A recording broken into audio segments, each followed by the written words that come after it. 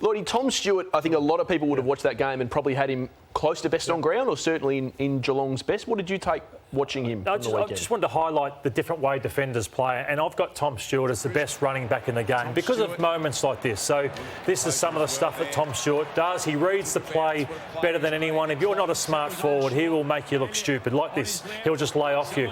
But I saw a moment in the game that was very poor from a defender. So here he is on Jamie Ellis. This is a fine line that some defenders like Tom play in the game. So Jamie Ellis is man. He's gone, sees there's a turnover, and he has a goal kicked on him.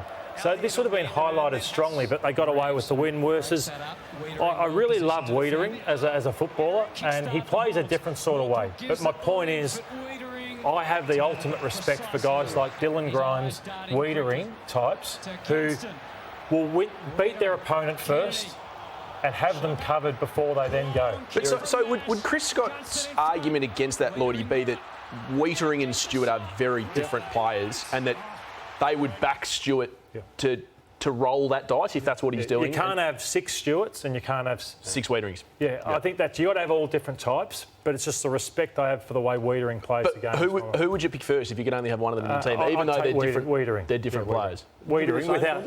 I think they're a dying breed, the backmen that can defend one-on-one, because they're all zoning now. No one's got an opponent. They're all looking to chop off and to intercept and be taking intercept marks, whereas the value of Wiedering yesterday, one-on-one late in that game against a very good opponent in Gunston, is that won them the game. Forget everything else. That was a winner.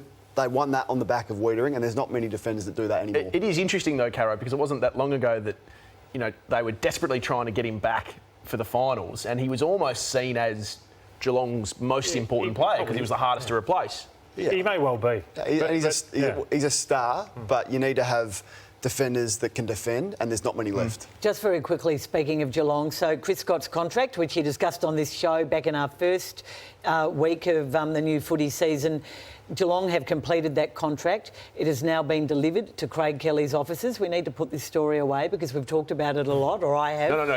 You need to put the story away because you've talked about it a lot. Geelong deny that the tighter membership services and the KPIs that Chris Scott needs to perform has got anything to do with trying to put some of the money outside the soft cap, which maybe had been suggested. That is not correct.